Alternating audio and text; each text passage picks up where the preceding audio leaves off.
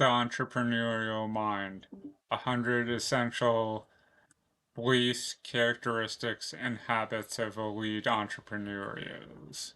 Section 13: Fire Your Worst Customer. Successful organizations, and I include churches and political parties on this list, fire the 1% of their constituents that cause 95% of the pain. Seth Godin, entrepreneur, author.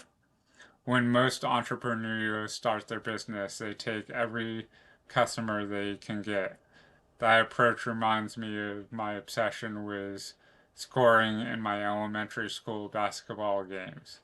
As a adolescent bench warmer with almost no playing time, I would rush to shoot once I finally received the opportunity to play. The more shots I took, the better my chances of scoring and declaring success. The overall score and team strategy didn't matter. I rarely score, and I looked like a headless chicken as I took the most ridiculous and ineligible shots. I was so focused on getting and shooting the ball that I once made a basket for the opposing team while on defense.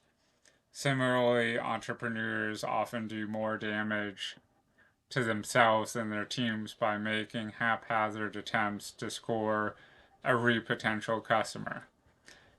Every veteran entrepreneur has scored for the other team, so to speak. In other words, we have all had customers who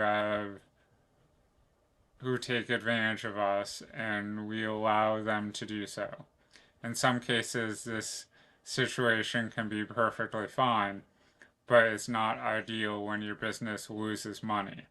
Frequently, we all only realize at the point of no return that the unfavorable situation in which we find ourselves could have been avoided. We could have passed on the customer altogether.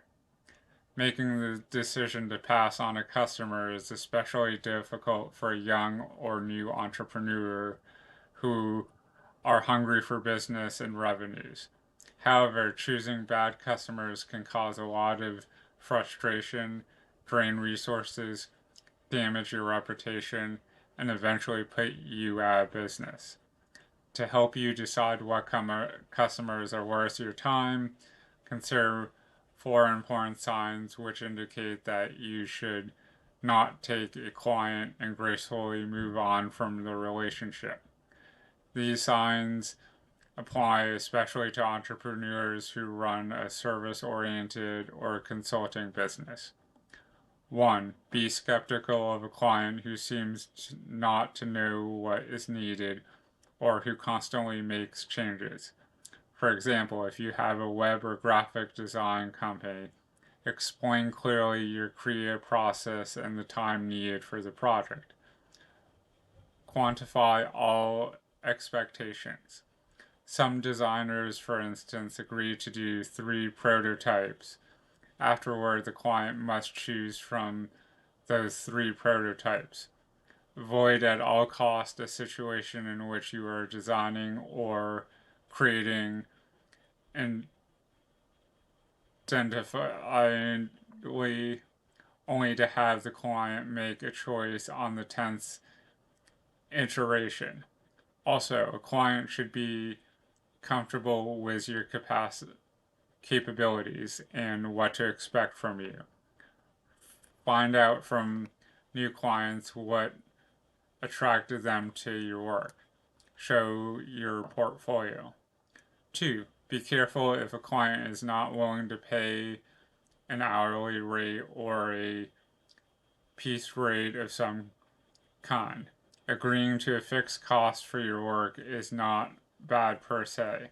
However, it's not great if you end up doing more work than you anticipated.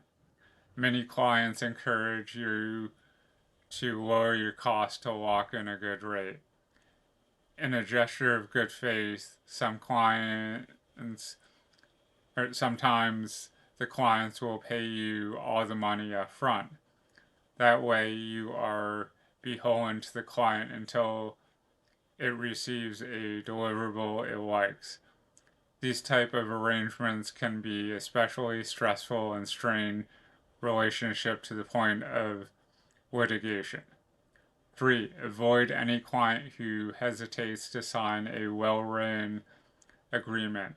This is a true test of whether a client is worth your time and effort. An agreement or contract protects both parties and outlines expectations. Without a comprehensive agreement, you have no way to protect your interests, assess the progress of the work you have done, and verify the deliverables. 4. Take heed of any less than good feelings you have about a potential client. I've learned to accept my business intuition, and I would say that 80% of the time it leads me to make better decisions about a potential client's values. I recently received a request for my company's service from a former client who cost me a lot more money than I made. In fact, the experience of working with the company was terrible.